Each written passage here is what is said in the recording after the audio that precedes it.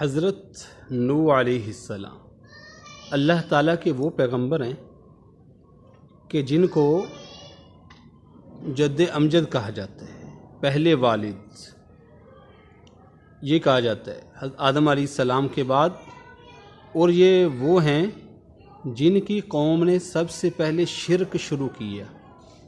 ان سے پہلے شرک نہیں تھا، ان کی قوم نے شرک شروع کیا۔ اور کیسے شروع کیا کہ جب یہ دنیا سے چلے گئے تو انہوں نے تصویروں کی پوجا شروع کر دی، جو تصویریں تھیں ان کی پوجا شروع کر دی۔ بس ان کے گھروں میں بزرگوں کی تصویریں تھیں تو انہوں نے پوجا شروع کر دی۔ اس وجہ سے گھر میں تصویر نہیں رکھنی چاہیے۔ تو اللہ تعالیٰ قرآن پاک میں فرماتا ہے وَلَقَدْ أَرْسَلْنَا نُوحًا إِلَىٰ قَوْمِهِ فَلَبِثَ فِيهِمْ أَلْفَ سَنَةٍ إِلَّا 50 عَامًا۔ ہم نے نوح علیہ السلام کو بھیجا۔ اللہ تعالیٰ فرماتا ہے ہم نے نوح علیہ السلام کو دنیا میں بھیجا اور وہ 950 سال انہوں نے تبلیغ کا کام کیا۔ حضرت نوح علیہ السلام کی جو عمر ہے وہ 950 سال نہیں، ان کی عمر 1000 سال سے زیادہ ہے۔ 950 سال تو وہ ہیں جو وہ تبلیغ کرتے رہے، لوگوں کو سمجھاتے رہے۔ ایک عجیب بات سناتا ہوں، جب ان کی موت کا وقت قریب آیا تو رونے لگ گئے۔ کسی نے پوچھا کہ آپ کیوں رو رہے ہیں؟ فرمایا کہ میری اتنی لمبی عمر ہوئی لیکن مجھے ایسے لگ رہا ہے جیسے ایک مکان کے 2 دروازے ہوں، ایک میں سے میں داخل ہو کے دوسرے میں سے نکل گیا۔ اتنی لمبی عمر والی ہستی وہ یہ فرما رہے ہیں کہ مجھے ایسے لگا جیسے 2 دروازوں میں سے ایک میں داخل ہو گئے۔ اور ہماری تو عمر بھی کچھ نہیں، ہماری تو عمر ہی کل 50 سال 60 سال 70 سال بس۔ تو حضرت نوح علیہ السلام ان کی جو بیوی تھی یہ کافر تھی۔ اللہ تعالیٰ نے ان کو نبی بنا کے بھیجا، قوم نہیں مانی۔ اللہ نے فرمایا ایک کشتی بناؤ، اس میں تم نے سوار ہونا ہے، باقی سب کو میں غرق کروں گا۔ انہوں نے کشتی بنانا شروع کر دی۔ اللہ تعالیٰ کے حکم سے، جیسے اللہ تعالیٰ حکم فرماتا گیا کہ اس کے 3 منزلیں بناؤ، ایسے سارے اللہ کے حکم کے مطابق۔ وَاصْنَعِ الْفُلْكَ بِأَعْيُنِنَا وَوَحْيِنَا، اے نوح ہماری وحی کے مطابق اور ہماری آنکھوں کے سامنے کشتی تیار کرو۔ حضرت نوح علیہ السلام کشتی تیار کرنے میں لگ گئے۔ جب قوم پاس سے گزرتی تو مذاق اڑاتے، اے نوح یہ کہاں پہ چلے گی کشتی؟ یہ خشکی میں چلنے والی کشتی ہے۔ تو حضرت نوح علیہ السلام اور جو ان کے ساتھ مسلمان تھے ایمان والے، وہ کہتے آج تم ہم سے کر لو جتنا ہوتا ہے مذاق، ایک دن آئے گا ہم بھی تمہارے ساتھ کریں گے۔ کشتی بن گئی۔ قوم نے کیا کیا؟ اس میں پیشاب کرنا شروع کر دیا، پیشاب سے اس کو بھر دیا۔ اللہ تعالیٰ نے فرمایا نوح پریشان نہیں ہونا۔ حضرت نوح علیہ السلام پریشان ہو گئے، اللہ نے فرمایا پریشان نہیں ہونا، یہ ایسے ہی صاف کریں گے۔ کیا ہوا؟ ساری قوم کو خارش ہو گئی۔ ایک بندہ ادھر کو جا رہا تھا، وہ کہیں کشتی کے پاس سے گزرنے لگا تو کیسے ہوا کیسے نہیں، وہ کشتی میں گر گیا پیشاب میں، اور جناب اس کی ساری خارش، ساری بیماری ختم ہو گئی۔ ساری کی ساری قوم اس کے پاس آئی کہ تو کیسے تجھے صحت ملی؟ اس نے کہا مجھے تو اس طریقے سے ملی ہے۔ وہ سب نے جا کے جناب اس میں غوطے اور اس میں نہانا شروع کر دیا اور اس کو چاٹنا شروع۔ ایسے اللہ نے اس کشتی کو چٹوا دیا کہ بالکل شیشے کی طرح صاف کر دیا۔ قوم نے اس کو کھا گئے، جسموں پہ مل لیا، سب کچھ۔ اللہ نے فرمایا تھا اے نوح یہ سب کام ہم کروائیں گے، اور اللہ تعالیٰ کے لیے کوئی مشکل نہیں۔ بہرحال حضرت نوح علیہ السلام کا بیٹا تھا، ایک بیٹا بھی ایمان نہیں لایا۔ حضرت نوح علیہ السلام نے سمجھایا، ایمان لے آیا۔ یا بنی ارکب معنا، عذاب والے دن فرمایا اے میرے بیٹے ہمارے ساتھ سوار ہو جاؤ کشتی میں۔ 3 منزلیں بنائی تھی، ایک انسانوں کے لیے، ایک عام جانوروں کے لیے، تیسری خونخوار جانوروں کے لیے۔ خون خارجہ سے شیر وغیرہ ان کے لیے۔ تو بیٹے نے کہا کہ میں نہیں آ سکتا، مجھے کچھ بھی نہیں ہوگا۔ حضرت نوح علیہ السلام نے فرمایا آ جاؤ، آج اللہ کے عذاب سے کوئی بچانے والا نہیں ہے۔ اس نے کہا سآوی الی جبل یعصمنی من الماء، یہ جو سامنے پہاڑ ہے نا، میں اس کے اوپر چڑھ جاؤں گا، یہ مجھے خود ہی بچا لے گا۔ اپنے ذہن اپنی عقل سے کام لیا، اس نے یہ نہیں سوچا کہ اللہ کا عذاب کیسا ہوتا ہے، اللہ کی ذات کیسی بڑی ہے، بس اپنا ذہن، انسان اپنا ذہن ہی دوڑاتا ہے، میں ایسے کر لوں گا، میں ایسے کر لوں گا، اور کر کچھ بھی نہیں سکتا ہوتا، لیکن ذہن بہت ہوتا ہے۔ تو بیٹے نے کہا پہاڑ پہ چڑھ جاؤں گا، بس ایسے ہی آپس میں گفتگو چل رہی، وحال بینہم الموج فکان من المغرقین، ایک موج آئی پانی کی اور وہ گیا غرق ہو کے، وہ غوطے کھاتا ہوا ڈوبتا ہوا وہ گیا۔ حضرت نوح علیہ السلام اللہ کی بارگاہ میں رو پڑے، دعا کے لیے ہاتھ اٹھا دیے، یا رب ان ابنی من، یا رب ان ابنی من اہلی، اے میرے رب یہ میرا بیٹا میرے اہل میں سے ہے، میرے گھر والوں میں سے ہے۔ اہل کہتے ہیں عربی زبان میں گھر والوں کو۔ اے اللہ وَإِنَّ وَعْدَكَ الْحَقُّ وَأَنْتَ أَحْكَمُ الْحَاكِمِينَ، آپ وعدے میں سچے ہیں، آپ سے سچا کوئی نہیں، آپ کا وعدہ ہے کہ میرے گھر والوں کو آپ بچا لیں گے۔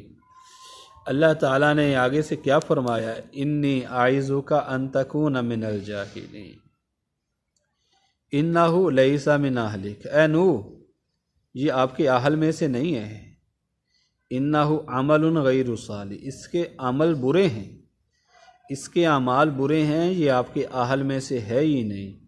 انی اعیذک ان تکون من الجاہلین، اے نوح میں آپ کو نصیحت کرتا ہوں جاہلوں میں سے مت ہو جائیے۔ میں تو الفاظ کا ترجمہ کر رہا ہوں، الفاظ کا ترجمہ کر رہا ہوں میں، باقی مفسرین حضرات قرآن کی تفسیر کرنے میں وہ ترجمے میں یہ دیکھ لیتے ہیں کہیں بے ادبی تو نہیں ہے، وہ دیکھ کے ترجمہ کچھ اس طریقے کا کر لیتے ہیں جس میں بے ادبی کا، میں بھی کوئی بے ادبی نہیں کر رہا ہوں، لیکن وہ ترجمہ اس طریقے سے کرتے ہیں جس میں اس کا شبہ بھی نہ ہو، لیکن چونکہ میں نے الفاظ کا ترجمہ کرنا ہے، بالکل بیائی جو الفاظ ہیں انہی کا ترجمہ میں نے آپ کے سامنے پیش کیا۔ تو اللہ تعالیٰ نے کیا فرمایا، اے نوح میں آپ کو نصیحت کرتا ہوں آپ جاہلوں میں سے مت ہو جائیے۔ حضرت نوح علیہ السلام کو بجائے بیٹے کی اپنی پریشانی لگ گئی، اپنی پڑ گئی، اے اللہ مجھے معاف فرما، اے اللہ مجھے معاف فرما دے۔ قیامت کا دن ہوگا، سب کے سب لوگ اکٹھے ہو کے آدم علیہ السلام کے پاس جائیں گے کہ آپ آئیے اللہ کی بارگاہ میں ہمارے لیے سفارش کریں، جس نے جنت میں جانا جنت میں جائے، جس نے جہنم میں جانا جہنم میں جائے، ان مصیبتوں سے جان چھوٹے۔ حضرت آدم علیہ السلام فرمائیں گے نہیں نہیں جاؤ جاؤ، میں نے تو دانا کھایا تھا، مجھے جنت میں سے نکال دیا گیا، نوح علیہ السلام کے پاس چلے جاؤ۔ سب کے سب اکٹھے ہو کے حضرت نوح علیہ السلام کے پاس آئیں گے، آپ آ جائیں۔ وہ فرمائیں گے نہیں، میں نے تو اپنے بیٹے کے لیے سوال کیا تھا، مجھے اس پہ ڈانٹ دیا تھا اللہ نے، میرے علاوہ کے پاس کسی اور کے پاس جاؤ۔ اور عیسیٰ علیہ السلام کے پاس، موسیٰ علیہ السلام کے پاس، عیسیٰ علیہ السلام فرمائیں گے میں بھی نہیں کر سکتا۔ ہاں ایک ہستی ہے، میں اس کا تمہیں پتہ بتاتا ہوں، وہ ہے محمد صلی اللہ علیہ وسلم، ان کے پاس جاؤ۔ آج اگر کسی کی سنی جائے گی، کسی کی سفارش، کسی کی دعا، کسی کی مانی جائے گی تو وہ محمد صلی اللہ علیہ وسلم ہے، ان کے علاوہ آج کسی کی بھی نہیں سنی جائے گی۔ اللہ تعالیٰ بڑے غصے میں ہے۔ تو اس طرح حضرت نوح علیہ السلام 950 سال تبلیغ کرتے رہے، 950 سال، 80 یا 82 آدمی ایمان لائے، اللہ نے انہی لوگوں کو کامیاب فرمایا۔ بیوی ایمان نہیں لائی، 2 بیویاں تھیں، ایک میں سے ان میں سے ایمان لے آئی تھی، دوسری ایمان نہیں لائی تھی۔ بیٹوں میں سے بھی 1-2 تو ایمان لے آئے تھے اور 1-2 ایسے تھے جو ایمان نہیں لائے تھے۔ ان کے بیٹوں کا نام حام، سام اور یافس، ایک کنعان بھی ہے، غالباً یہ 4 بیٹے ہیں، حام، سام اور کنعان اور یاسف، یہ 4 بیٹے ہیں۔ تو یہ جو غرق ہونے والی بات اور ساری گفتگو یہ غالباً کنعان سے ہوئی ہے، کنعان سے، جس نے کہا میں پہاڑ کے اوپر چڑھ جاؤں گا۔ اللہ تعالیٰ نے حضرت نوح علیہ السلام کا واقعہ قرآن پاک میں تفصیل کے ساتھ بیان فرمایا، بلکہ بہت مرتبہ بیان فرمایا۔ یہ اللہ کے وہ پیغمبر ہیں جن کے بارے میں علماء سے سنا ہے کہ ان کی قوم ان کو مار مار مار مار کے پتھروں کے نیچے دبا دیتی تھی۔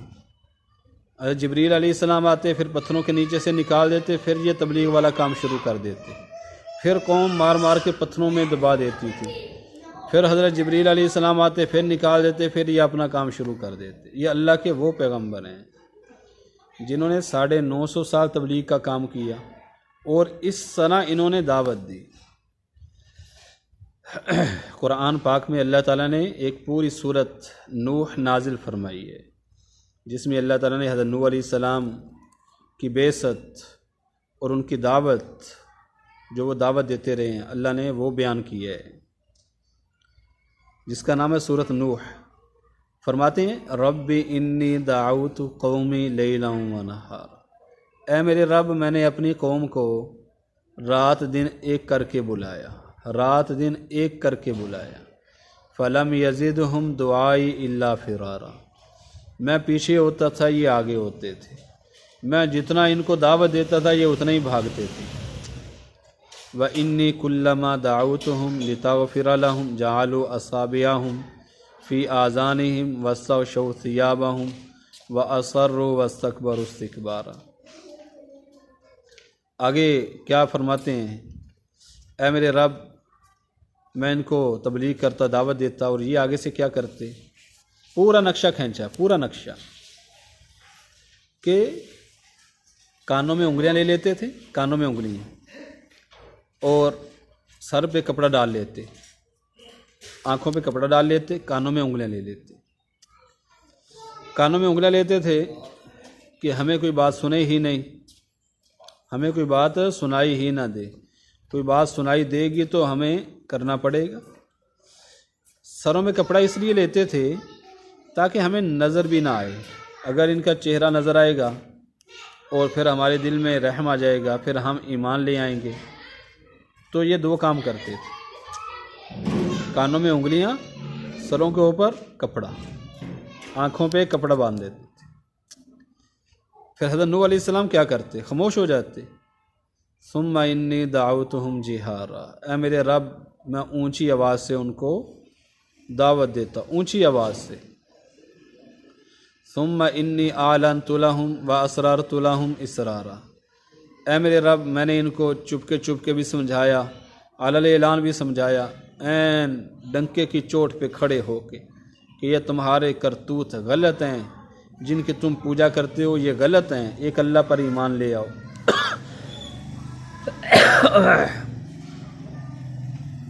تو میں نے ان کو اس طریقے سے بھی سمجھایا، چپ کے پیار محبت سے، ایسا ایسا کان میں، ارے ایمان لے آؤ کامیاب ہو جاؤ گے، اسلام لے آؤ، کلمہ پڑھ لو کامیاب ہو جاؤ، چپ کے بھی، علل اعلان بھی، دونوں طریقوں سے۔ لیکن اے میرے رب انہوں نے حرکت تک نہیں کی، الٹا حضرت نوح علیہ السلام کے خلاف، الٹا خلاف ہو گئے۔ شیطان بڑا ظالم ہے۔ تو حضرت نوح علیہ السلام آگے کیا فرماتے ہیں، فَقُلْتُ اسْتَغْفِرُوا رَبَّكُمْ إِنَّهُ كَانَ غَفَّارًا، اے میرے رب میں نے ان سے کہا کہ تم استغفار کرو، اللہ سے مغفرت مانگو، توبہ کرو، اللہ تعالیٰ بڑا بخشنے والا ہے۔ یمددکم باموال وبنین ویجعل لکم جنات ویجعل لکم انہارا، اللہ تمہارے گناہوں کو بخش دے گا، استغفار کرو گے اللہ تمہیں باغات دے گا، بیٹے دے گا، اتنے سارے انعامات دے گا۔ حضرت سفیان ثوری رحمۃ اللہ علیہ کے پاس ایک آدمی آیا، حضرت ہمارے علاقے میں قحط ہے، فرمایا استغفار کرو۔ دوسرا آیا، حضرت اولاد کوئی نہیں میرے پاس، فرمایا استغفار کرو۔ تیسرا آدمی آیا، حضرت مال کی بہت کمی ہے، غربت ہے، فرمایا استغفار کرو۔ ساتھ پاس والوں نے پوچھا، حضرت آپ سب کے کام علیحدہ علیحدہ، آپ نے سب کو بتایا ایک ہی، فرمایا اللہ تعالیٰ نے قرآن پاک میں یہ سب استغفار کے اوپر یہ سارے وعدے فرمائے ہیں۔ فقلت استغفروا ربکم انہ کان غفارا، بخشش کا، گناہ کی بخشش کا وعدہ، وبنین، مال بھی، بیٹے بھی، باغات بھی، اللہ تعالیٰ نے قرآن پاک میں استغفار پر یہ سارے وعدے فرمائے ہیں اس وجہ سے میں نے سب کو استغفار کا کہا ہے.